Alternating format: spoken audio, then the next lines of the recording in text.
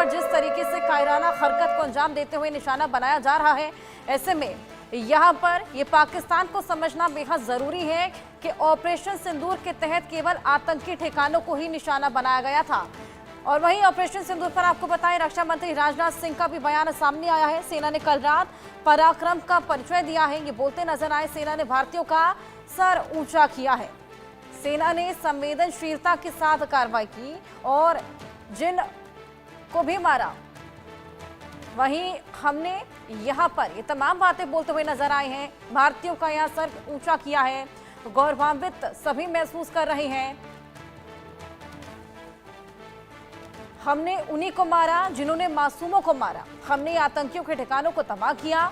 Operation में किसी नागरिक की जान नहीं गई है। सटीकता, सतर्कता, संवेदनशीलता के साथ कार्रवाई की गई। ये तमाम बातें बोलते हुए नजर आए हैं राजनाथ सिंह।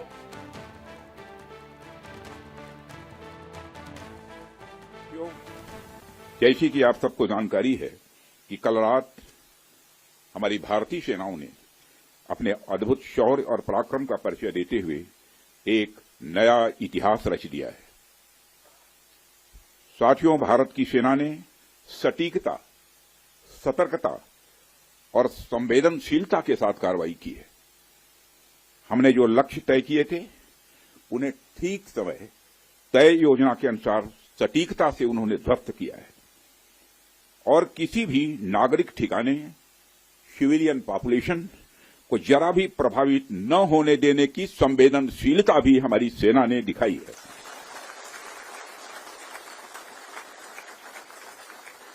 यानी एक तरीके से देखा जाए तो हम कह सकते हैं एक तरीके की सटीकता, सतर्कता और मानवीयता यह हमारी भारत की सेना के जवानों ने दिखाई है,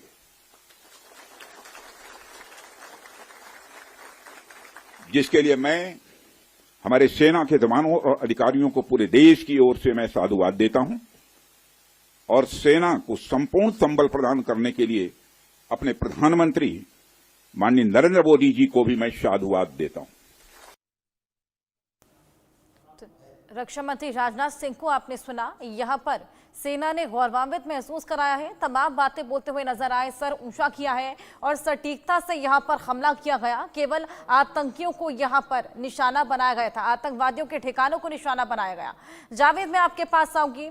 पूरा देश यहाँ पर गौरवान्वित महसूस कर रहा है क्योंकि ये ऑपरेशन बेहद ज्यादा जरूरी भी हो चला था। जिस तरीके से लगातार आतंकवादी गतिविधियां बढ़ती चली जा रही थी, खास तौर पर जिस तरीके से पहलगाम हमला हुआ था। बिल्कुल, जिस तरीके से आतंकी हमले के बाद लगातार जो भारत के जो लोग हैं वो लगातार अपने जो 26 लोग मरे थे उनको लेकर लगातार सरकार पर ये आवाज़ उठा रही थी। कहीं ना कहीं सरकार पर सवाल भी उठा रही थी कि आखिर कब इसका जवाब दिया जाएगा, कब तक आतंकवाद को बर्दाश्त किया जाएगा। लेकिन वहीं दूसरी तरफ इस पूरे मामले में जहां देश की सेंट्रल एजेंसी को इस पूरे मामले का जांच सौंपा गया, वहीं दूसरी तरफ प्रधानमंत्री ने साफ तीनों सेना को, सेना की बात करें, नेवी की बात करें या एयरफोर्स की बात करें, इन तीनों के जो हेड हैं उनको साफ कह दिया गया था कि आपको जिस तरीके से जवाब देना है, जिस तरीके से आपको करना है, आप पूरी तरीके से फ्री है। तो कहीं ना कहीं ये जो एक एग्जीक्यूशन है, जो पूरी तैयारी है, वो पहले से ही प्लानिंग कर ली गई थी कि किस तरीके से पाकिस्तान में पाक ऑक्युपाइड जो कश्मीर है का इलाका है और वहां पर जिस तरीके से आतंकी संगठन लगातार अपने आप को एस्टैब्लिश करने की कोशिश कर रहे हैं, किस तरीके से पीओके से ही 2023 की बात करें या 26/11 में जिस तरीके से एनआईए जांच एजेंसी की तरफ से यह भी खुलासा हुआ था, सुरक्षा एजेंसी की तरफ से, कि 26/11 आतंकी हमले में जो रैकी की गई थी, जो ताउर राना और डेविड कॉलमैन हेडली की तरफ से जो रैकी की गई थी और यहां पर जो 10 आतंकी पहुंचे थे 26/11 आतंकी हमले को अंजाम देने के लिए, वो भी पाक ऑक्युपाइड कश्मीर से ही ट्रेंड थे। साल 2023 में पुंछ और राजौरी में जो जब सेना पर हमला किया गया, जो टेरर अटैक किया गया, वहां पर भी जो उनका पैटर्न था वो भी पाक ऑक्युपाइड कश्मीर के ट्रेनिंग कैंप का ही था। साल 2025 में 22 अप्रैल को जिस तरीके से 26 लोगों पर को मारा गया और जिस तरीके से जो आतंक का जो एक पैटर्न था, वो भी आतंकी जो अब इस वक्त जिनकी तलाश की जा रही है, वो उनका पैटर्न भी उसी पाक ऑक्युपाइड कश्मीर के ट्रेनिंग कैंप से था। मतलब जो टेरर कैंप का जो कैंप है जो पाक ऑक्युपाइड कश्मीर में है, जिसे लश्कर तौयबा पूरी तरीके से ऑपरेट कर रहा है, उनका जो पैटर्न है वो बिल्कुल हाल के दिनों में जो कुछ सालों में जिस तरीके से 26/11 की ट्रेनिंग भी वहीं पर हुई थी। ऐसे में ना केवल पहलगाम हमला लेकिन 26/11 का बदला भी यहाँ पर लिया गया है और आगे जिस तरीके से आतंकवादी गतिविधियों को अंजाम देने के लिए अगर कोई मंशा भी रही होगी तो उसको लेकर भी स्ट्रॉन्ग मैसेज यहाँ पर दिया गया।